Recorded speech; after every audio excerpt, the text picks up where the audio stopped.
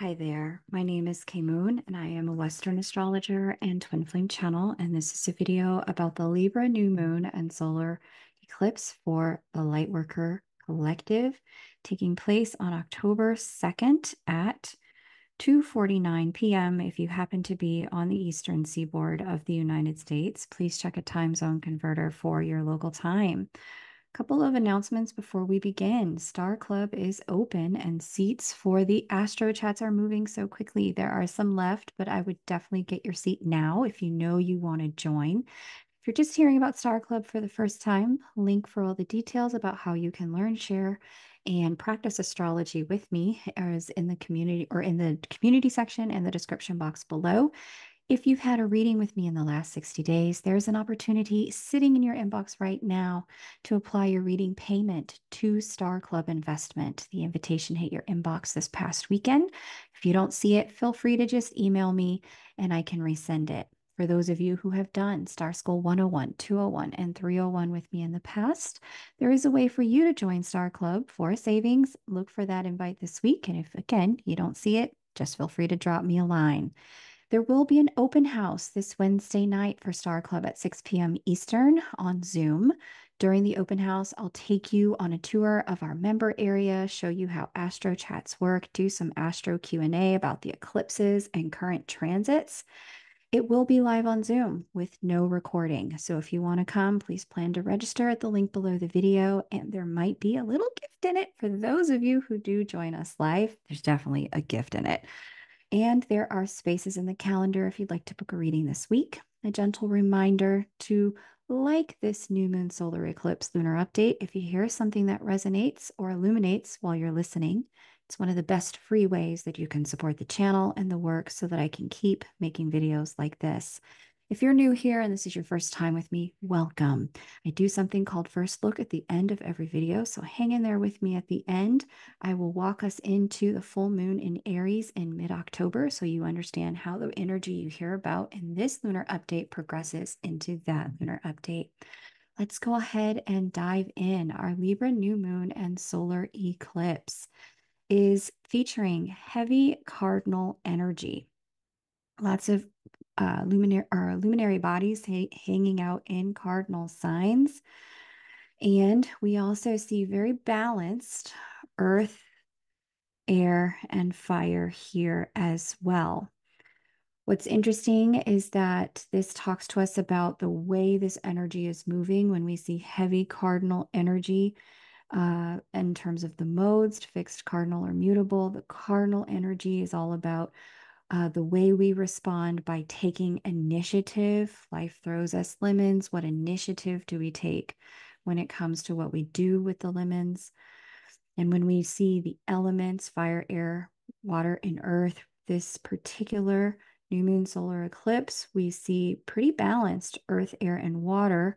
The elements are about the way we process. And so this new moon solar eclipse in Libra is about taking initiative, taking action, and new beginnings. The body, the mind, and the emotions are all fairly engaged equally. But there are some standout water elements that I'll talk us through, which can create some emotional reactivity if we're not being intentional. So let's get into the specifics with this new moon solar eclipse. We see our new moon solar eclipse here at the 10th degree of Libra. It is conjunct in a placement here that we call the shaman's asteroid. And the shaman's asteroid is all about bringing things we've learned from our journeys in the past into the present with us. In Libra, this is about lessons we've learned about inequality or lack of fairness or balance in situations and interpersonal relationships. We see a conjunction to Lilith right next to that. And I'll just highlight that on the screen for you. This is all about recognition of where we are feeling unmet in love, partnership, or collaboration. And where rather than tolerate ill treatment or feeling unmet, we're prepared to rectify or leave. We also see after Lilith a conjunction of this new moon solar eclipse to Mercury. And this is all about communication and connection and consciousness as well. It's just going to bring the other elements out of the blind spots and into a place where we can see the issues clearly and understand them. We see a conjunction to Juno here as well in Libra. Juno is our partnership asteroid. And this amplifies and solidifies the focus of this new moon solar eclipse in Libra being about collaboration. She highlights the commitment and equal partnership elements of Libra. We see as well a conjunction to the South Node. The South Node opens a gateway to the past with the elements indicated. Either a past pattern or person will show up with this new moon solar eclipse. And we see a square to Mars there in Cancer. This brings a lot of emotion-driven action into the mix, which can be a good thing, but it can also complicate matters more by digging a deeper hole in situations where we've been easily triggered and reactionary. And I'll explain more about what I mean by that in a moment. We see a trine to Chariklo from the sign of Aquarius. Now, Chariklo will bring some blessing when it comes into doing something new, which is what Aquarius represents, in response to something old showing itself, since this new moon solar eclipse conjunct the South Node, again, is all about a lot of past things coming into the present. We see a square from Ceres and Pholus to the new moon solar eclipse there in Capricorn. And this brings an element of showcasing where a structure, that's Capricorn, has become toxic, that's Pholus, in our lives, and it's time to cut it out, that's Ceres. The square element is highlighting that we have a choice to make instead of just reacting, but because of some of the other energies, which I'll talk about in a moment, it could be challenging. We also see a semi-sextile to the new moon solar eclipse from Venus there in Scorpio. And this brings an element of love and connection in shadow. That comes with power games, manipulation, control, fear, shame, secrecy, and in some cases, rage and anger, especially with Mars, not only squaring the eclipse, but also trining this particularly placed Venus. Now, if you're already putting the pieces together and starting to see themes from this eclipse in your life, you're right on schedule. The energy of it has been growing since July 2nd and will continue to be in effect until January 2nd at the latest, with the peak energy always within the 30 days before and after an eclipse. To zoom out and put this in context for a moment, this new moon solar eclipse is almost the opposite of the last full moon lunar eclipse in Pisces we just had a couple weeks ago. With the new moon solar eclipse in Libra, we have all the personal planets in play, and I'll just re-highlight those for us again. We see Mercury, we see Venus, we see, of course, the sun and the moon. They constitute the eclipse. We see Mars. And with Mercury, Mars, and we see Juno, and we see Jupiter, with all of these in play, the connection to these faster moving, more minor planets is what makes this eclipse more personal, more intimate, more individualized in certain ways. Unlike the Pisces full moon lunar eclipse, there are no major or outer planets aspecting. So this eclipse excludes Saturn, it excludes Neptune, it excludes Uranus, Chiron, and Pluto, the life-changing planets who were all included at the Pisces full moon lunar eclipse 2 weeks ago. But together, the two of these back-to-back eclipses cover all the bases of our life and our personalities. Every single area gets touched by one eclipse or the other, with the first one being more transformational to our outer world and its structures, and this new moon solar eclipse in Libra being more transformational to our inner world and choices. It's very easy to see how they are working in tandem to give us the chance to move to a higher timeline. Now, in particular, because at this particular new moon solar eclipse, we see Mars, which in neutrality is just about taking action. It's about movement. We see Mars in a water sign. Whenever Mars lands in a water sign, we do see very emotion-driven movement. In Pisces, it leans more spiritual. Mars in Scorpio leans more fear and instinct-based, But Mars in Cancer is more attachment based.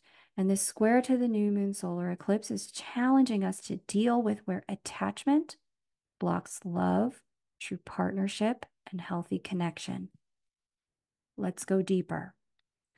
The asteroidal features are the saving grace of this eclipse and are pointing out in unignorable detail where we've had enough when it comes to being left out, not being honored, feeling manipulated or forced. That's Lilith's job here in Libra. And what we've learned through the long journey of being in potentially unbalanced relationship dynamics. That's Make here in Libra. But the Mars piece, this is where the rubber hits the road.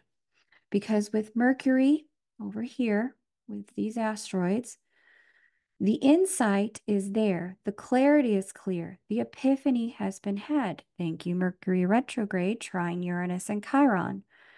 But in astrology, the place where we get choices are through squares. Where's the square? It's with Mars. What sign is it in? The sign that governs our emotional truths. That's Cancer. Now, this is where astrology opens the gateway for us to understand our psychology. In the light, Mars in Cancer has us move in alignment with the desires of our heart. It allows our actions to be aligned with how we really feel. In the shadow, this position for Mars can see us choosing the feeling of safety over the feeling of alignment because of a subconscious belief that what hurts us can kill us. We're wired to avoid pain and seek pleasure to stay alive. Make no mistake. We're also wired to seek attachment to stay alive because in our hunter-gatherer stages of our development, being outside of the tribe meant that we were outside of resources like heat, shelter, and food that also kept us alive. This combination in our hardwiring is what can have us staying in attachments. Notice I did not say relationships when we've outgrown them or when they've become detrimental to our health and safety. Sometimes we can even let a situation we've outgrown become detrimental to our health and safety with a subconscious hope that the other person will take action to detach or that it might force us to detach. This is where it's important to remember we can walk out of doors without slamming them. We can end a thing without anything being necessarily wrong. We can cross bridges because we want something different and without burning them because we're ready to experience something new. We don't have to hate strawberry to know we're ready to try cherry. The reason I point this out is this. The price of having what we want is detaching from what we don't want. It's that simple. Discernment at this time will be key, as there are instances where we can throw the baby out with the bathwater. To keep this eclipse from creating a situation in which we've lost the plot, we'll have to use the following planets and placements at this new moon solar eclipse wisely. First of all, this Mars. Mars will act on emotion in Cancer, often without processing what's at the root. Why am I feeling what I'm feeling? Is this a fear-based action or a love-based action? Is it based on moving toward something or away from something? What are the thoughts and beliefs generating the feeling? And are there thoughts that could be different or other perspectives that could generate other feelings? And that brings us to Mercury. Mercury in square to Mars, but conjunct this eclipse, is giving us opportunities to make decisions. It's going to be necessary to lock in with Mercury conjunct Lilith and Make here. It's going to be necessary to lock in with truth and what choice honors the truth of what we desire and what I've learned works and what doesn't work for me, especially with Make being past focused. He goes on a journey and then brings back wisdom based on the journey he's already taken. We see number 3, the South Node here makes this energy laden with opportunities for second chances, where we redeem something, ourselves or someone else from the past and bring it into the present, or repetitions where we take a pattern or person from the past and relive it all over again. potentially, hopefully, if we're doing that in a brand new way, and able to make new decisions and get to a different outcome. Whether or not this new moon solar eclipse brings about resurrection and a completely new life with something or someone old, or a redo and a complete repeat of the past, is going to be a matter of being clear about the connection between thoughts. That's Mercury. Here, the connection. Come on, you can do it. Little highlighting tool. The connection between thoughts, that's Mercury, emotions, that's the moon, and actions, that's Mars. It's also a matter of us taking action aligned with love of what we want rather than fear of what we don't want. Now, to make this even stickier, as if this isn't sticky enough already, Venus here in the mix in the semi-sextile position adds attachment in Scorpio that can have us drawn into the past, especially drawn toward passion or drama with her square to Mars, her trine to Mars there, or drawn to things that are dead and gone. It's easy with this placement to conflate the drama of preserving attachment with the dopamine hit of coming into true alignment, or to mistake an old pattern showing itself as the signal to do what we've always done in reaction to it, thus dragging the old cycle onto a new timeline. When we participate in that for other people, we prevent them from moving on to their next highest timeline and finding new solutions to their problems. When we drag other people into participating in that with us, we solidify, lock in, and relive our old timelines, preventing us from moving forward onto a new one. Here are some examples that I've seen play out in some recent conversations. One, a revival of an addiction, behavioral or substance, in lieu of healthy connection or healthy support because an old trigger reappeared.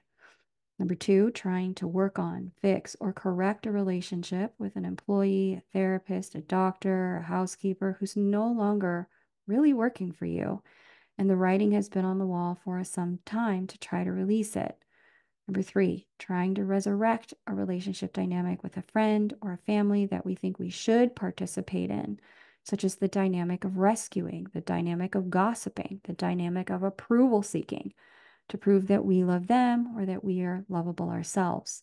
Number four, trying to save a relationship romantically that we know is done because we're processing the ending as rejection or failure instead of a change of season or an outgrowing of what we can give or receive in that connection. And number five, fighting to keep a job that you have many times wished yourself out of and many times secretly cursed. You get the idea. It's easy to confuse attachment with actual connection in this energy. If there has been an upset in situations and a renewal energy is possible in this new moon solar eclipse, which it is, it's going to be important to discern for ourselves. Are we caught up in trying to repair or restore when really we need to move through the process of grief, release, and completion? Or is this renewal exactly what I want? Is this the second chance I've been looking for in this situation? Am I prepared with new tools and skills to respond differently if the old stuff comes up again? Have I grown? The option with a new moon solar eclipse in Libra is to come into some form of healthier connection. First with ourselves, since the North Node is in Aries, the sign of the self, and the direction of growth is the North Node, and then to establish healthier patterns with the world around us and every area of life. The choice we make with this eclipse can have some pretty far-reaching consequences, in particular in connection. So it's going to be important, as it always is, to know what we want in order to make choices that are in alignment with that timeline, and to know what we want from a place of love and courage rather than basing it on fear and attachment. To bring this back into astrological terms, it's going to be necessary to assess the feelings. Thank you, Mercury, conjunct the new moon solar eclipse, and thoughtful air sign, Libra. rather than reacting because of discomfort.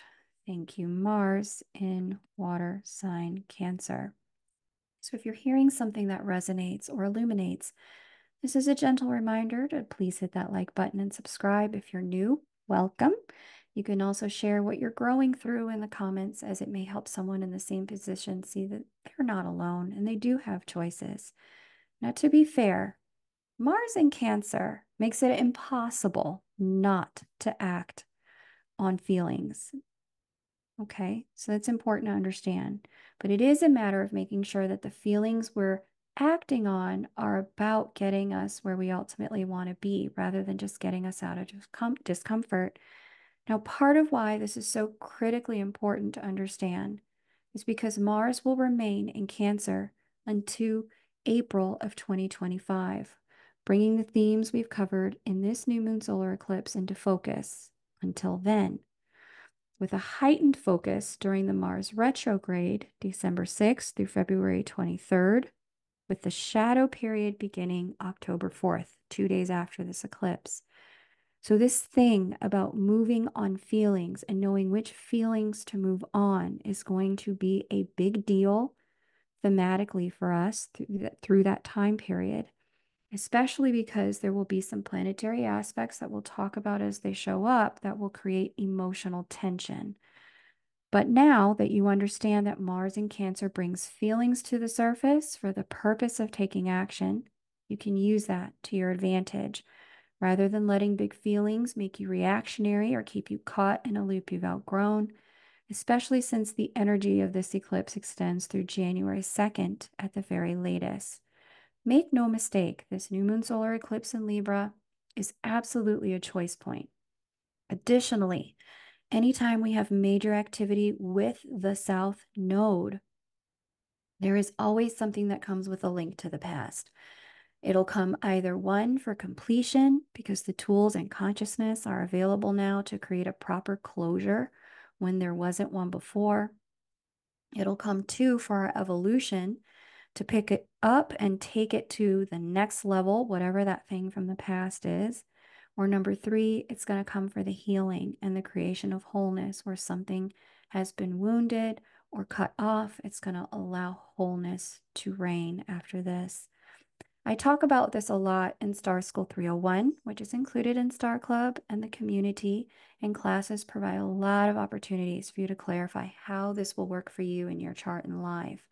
At the open house for Star Club this week, we're going to take a look at this through the lens of Jennifer Lopez and Ben Affleck's relationship timeline. Now, you may not be, I certainly am not, a huge celebrity person, but I do know that we can use the life of public figures and current events to better understand how the astrology may be at work in our lives. For these two, their significant transition moments have been caught up in the Aries Libra eclipse cycle, as well as the preceding cycle, Taurus Scorpio. And we see that there was their coming together in 2002 through 2004, which included a little bit in the beginning of that Taurus Scorpio eclipse cycle at the end of 2002. There's that. On the right-hand side of your screen, we see a nice table of eclipses provided by Susan Miller. Thank you, Susan, for your work and dedication in maintaining this. It's a fabulous resource. And then we see, as we wrap up the Sagittarius Gemini cycle, we move into the full Scorpio and Taurus cycle. And then following that, where we are right now, 20 years later, the Aries Libra eclipse cycle continues its progress. Anytime a relationship has these 18 to 20-year peak points, as Ben Affleck's and Jennifer Lopez's relationship has, we can know that the nodes of the moon and the eclipses are involved, because the nodes of the moon take 18 and a half years to complete a cycle, and eclipse cycles repeat at the same frequency, 18 and a half years. So for all of us, including these two, there is some sort of echo, callback, or second chance that we're going to get with this October 2nd new moon solar eclipse in Libra, the relationship sign. This eclipse represents an opportunity to go left in the present, where in the past we might have gone right and regretted it. And certainly we see this eclipse cycle here that wrapped up Scorpio Taurus and began Aries Libra back in 2003 when they came together, 2002 through 2004. We scroll ahead, we bring ourselves into present time. Now we see in 2022 the renewal of the Taurus Scorpio eclipse cycle and that Aries Libra eclipse cycle picking up right where it left off 20 some odd, almost 20 years ago. Interestingly enough, Jennifer Lopez has been quoted as saying that calling off her wedding to Ben Affleck was nearly 20 years ago was the biggest heartbreak of her life. And there are many of you who are in similar transitional choice points in love and relationship now. Hopefully, what I am sharing and what you can learn in Star Club will prepare you to make a choice that doesn't take almost 20 years to correct, as it did for JLo and Ben. Now, if this kind of learning is interesting to you and you're always looking up these kinds of things for yourself to better understand the cycles in astrology, periodically pulling up charts and conversations with friends to look for answers, or just on your own, checking to see, I wonder what Saturn was doing at that time, or I wonder if Venus was in play, then now is the time to book yourself a seat in Star Club. We get into chart breakdowns and Q&A once a week for about 2 hours, and members have all said that it's these weekly chart breakdowns that we do in a section of Star Club called Astro Chat that's given them the insight that they need to accelerate their learning about astrology more than any other astrology class that they've taken. Further, it's these live Astro Chats that we do each week that helps them understand the material in Star School 101, 201, and 301. They also have these weekly hot seats included where you get the opportunity to see how I break down a chart in real time. So if you've ever wondered how I read what I read, Star Club is for you.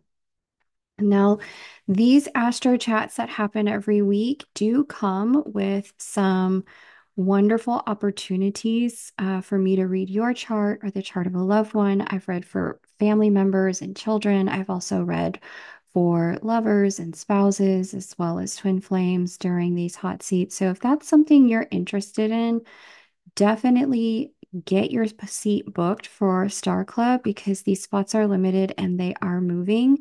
And we close the doors for Star Club in, I think, about 6 days. So definitely move on this. Link is below this video to join.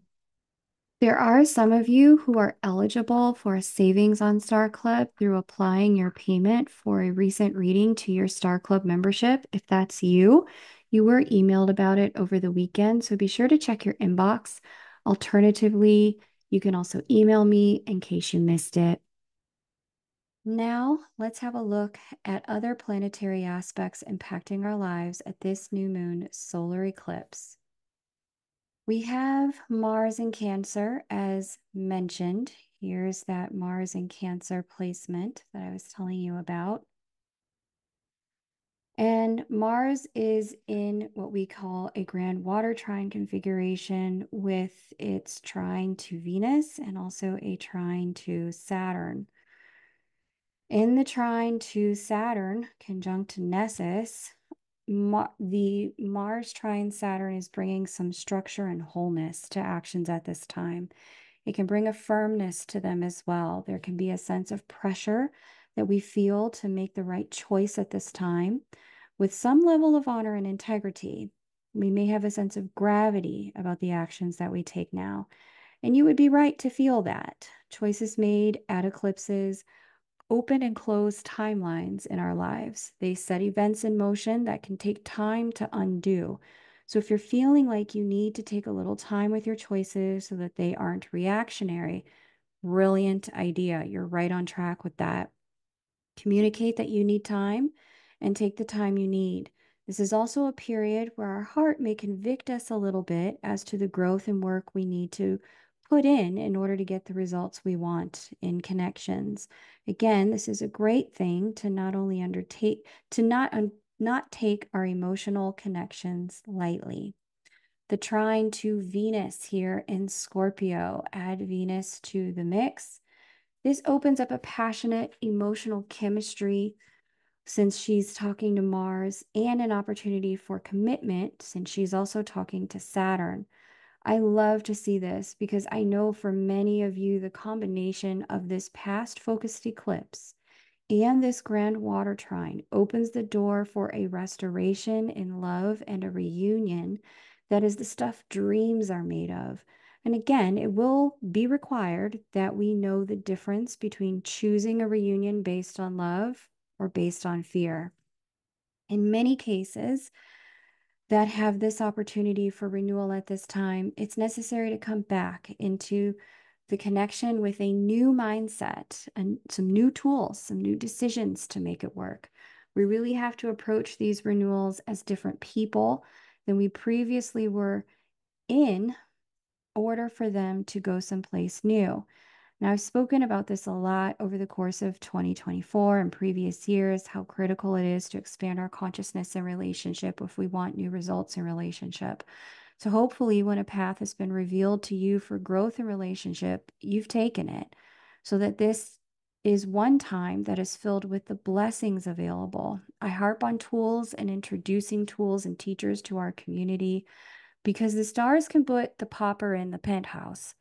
But without the means to keep it, the pauper will lose it as quickly as he got there.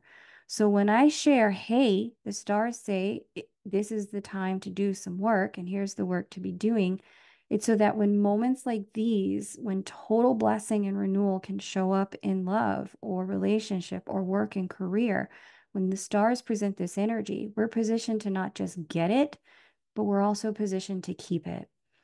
We also see here a square to Chiron for Mars, and this opens up some level of sensitivity to the past, either past rejection or abandonment, and gives us the opportunity to choose either play small and let the past become our future, or choose to recognize where we are always moving into alignment with where we actually fit and the situations and people that are right for us.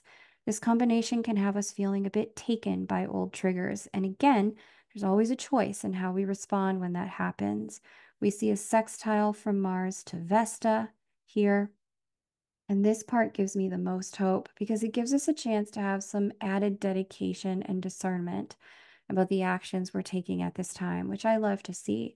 All in all, Mars's very active role at this lunation does mean that we are encouraged to take action and that we will see movement of some kind. Now, how we handle it is going to be up to us. We also see Venus here in Scorpio, which I've mentioned, under the influence of that same grand water trine. Venus tends to act more in shadow than in light, but in neutrality in Scorpio, she is fairly magnetic. She can be in light more in the preceding sign, her home sign, which is Libra, but in Scorpio, she does tend to struggle a little bit more. We see Venus in sextile to the series fullest combination, and this is giving us greater courage to deal with any of the love or chemistry related shadows that got established as patterns like running or chasing, manipulating, or controlling. But if they come up at this time, because this is a sextile, this is a great opportunity to make new choices if old issues show up. We see a square to Chariklo in Aquarius, and this is going to bring the blessings at this lunation because of her trine with the eclipse. Now, if you know anything about the Chariklo mythology, you know that she works through divine intercession. And through that intercession, she can restore things that have been lost to us. In the squaring position of Venus, she comes with a be careful what you ask for warning, especially if it's a request to stay stuck in a cycle, pattern, or relationship that you know has run its course. Now, again, if this all feels like a lot and your connections and options feel overwhelming, this is the right time to schedule a reading. In a reading, we can look at what's happening, why, the lessons, the patterns you're releasing, the timeline, and the opportunity you have to step into a new timeline in love. If you prefer a deeper dive and a chance for me to read someone else's chart for you, then Star Club is the way to go, especially since the time frame of the impact for this eclipse extends through January 2nd. This is the perfect time to take your knowledge of how this works for yourself deeper so that you can know which choices to make. Now, we see Jupiter in Gemini here. Here's Jupiter in Gemini. This has given us a lot of space and time for exploration, curiosity, taking things step by step. That Jupiter is square Vesta in Virgo at the 18th degree, and this makes the continuation of that exploration a bit more challenging, only because Vesta in Virgo wants to follow through on commitments. Jupiter in Gemini wants to explore options. So at this lunation, this combo gives us a bit of a challenge between committing to a path forward and wanting to stay in some form of analysis paralysis. Something to be aware of because we're only stuck if we choose to not choose, but we can always make a choice and then change our mind. We see a trine to Juno in Libra as well for that Jupiter. This particular trine is part of what facilitates the relationship and coming together elements of this new moon solar eclipse, because Jupiter is the husband and Juno the wife of the zodiac, and they are in harmonious signs to one another. Their harmony opens up opportunity for true stability and love, not just passion, but partnership, not just connection, but commitment as well. Again, this is the crossroads, especially for those in love triangulated situations. At the foundation of this, as mentioned, is the choice between going in a direction based on love and because we are drawn towards something, or going towards something based on fear because we're afraid of losing something. We also see Jupiter in square to Saturn there in Pisces. This brings about stabilized growth, things that are not impulsive, but rather can grow in a stable, continuous fashion. And this is yet one more reminder, choices need to be made. Lastly, this Jupiter is having a nice little sextile to Chiron there as well in Aries, and I love to see it because the sextile gives us the opportunity to step into more of Chiron's wisdom and release old stories of rejection or abandonment and step into wholeness at this time. Overall, the Jupiter and Gemini aspects are what's giving us the option for a new beginning in love and connection, one that's on an elevated path with new choices, even if it is with someone or a situation we've seen before. There's a lot of accessibility to new timelines, new outcomes, new destinations, and to bend the 3D to our desired will through higher level choices in the face of old patterns showing themselves. Now, if all of this is resonating and you've listened this far, you're a champion because I go deep, I go detailed. My readings are definitely for those who are not satisfied with the superficial and who are curious thinkers, spiritual seekers, and emotional evolutionaries. If you're at this point in the reading, that is you. So my hat's off to you. The path we walk together takes strength and courageous heart. If you've heard something that gives you clarity or validation, gentle reminder, hit that like button before we close out. Now, last of the planetary energies to cover, but definitely not the least, we see the friends that we spoke about at the beginning. We see Neptune, Uranus, Pluto, are still in life-changing conversation with one another. Chiron in conversation with all of them only heightens some of the drama here. And this, if you're curious about how all these work, I've spoken about them at length in various different lunar updates, the most recent one being the Pisces full moon lunar eclipse. Definitely have a listen to that video because at the beginning of that video, I go into great detail about the influence of these four on our collective transformations at this time. But suffice it to say, they are life-changing and moving us all to higher timelines by releasing us from jobs, relationships, careers, homes, family dynamics, financial patterns, behavioral patterns and mindsets that have not served us, and all of the people who have been attached to those old versions of ourselves will find them also departing at this time as well. Next up is first look, and that's where I take us into the Aries full moon on October 17th at 7:26 a.m. Thank you so much for liking, commenting, subscribing, and sharing. Each one of those activities tells the algorithm this is work that can help someone, and tells the algorithm to share it with more people on their homepage. But more importantly, it helps others in the community feel a little less crazy and a lot less alone in a time where life can feel very unpredictable.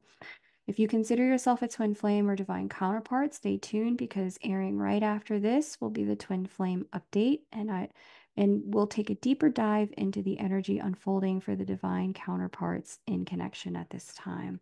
Now, let's have a look at that Aries full moon.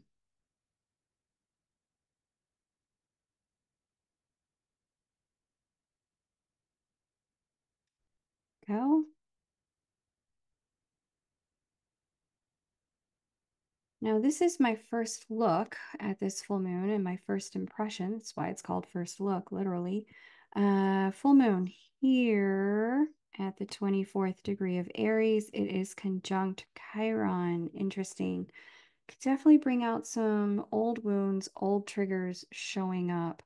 We also see an opposition to Juno, the partnership asteroid, as well as the creation goddess and Mercury. Interesting.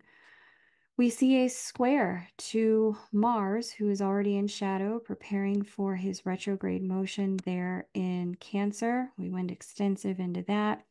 And we also see a square here to Pluto. Okay. Cardinal Grand Cross. Um, Anything else that shows itself? Got a little bit of activity here from Uranus and Neptune in the semi-sextile, but I'll save those. The Cardinal Grand Cross is letting me know that as we come out of this eclipse, on the other side, we see a confrontation and a showdown with some personal alignment pieces. This is really talking about, are we who we want to be? Are we who we say we are when it comes to love and relationship? It also seems to show a little bittersweetness when it comes to relationship, maybe a recognition of some growth and where certain things need to get put down in order for us to have a higher level of wholeness. We see the completion and the conclusion of a cycle inside of our interior world, having to do with the way we have shown up in relationships. Now, for some people, completing that cycle is really going to mean the relationship has to complete, because you're not willing to play in the relationship the way you've been before. And the only way the relationship worked is if you stayed the same, if you didn't grow, if you didn't expand. Your lack of expansion was a predicate for the relationship's success.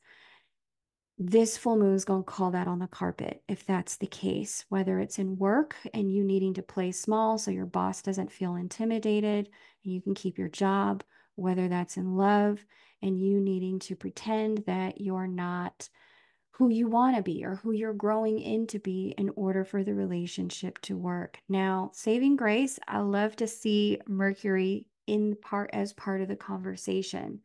Whenever Mercury is involved and Mercury is not in retrograde, I do see there's a lot of opportunity for communication and to talk things through, especially because Mercury is not receiving difficult aspect from Neptune or impulsive aspect from Uranus. Those two are well out of the picture on Mercury at this time.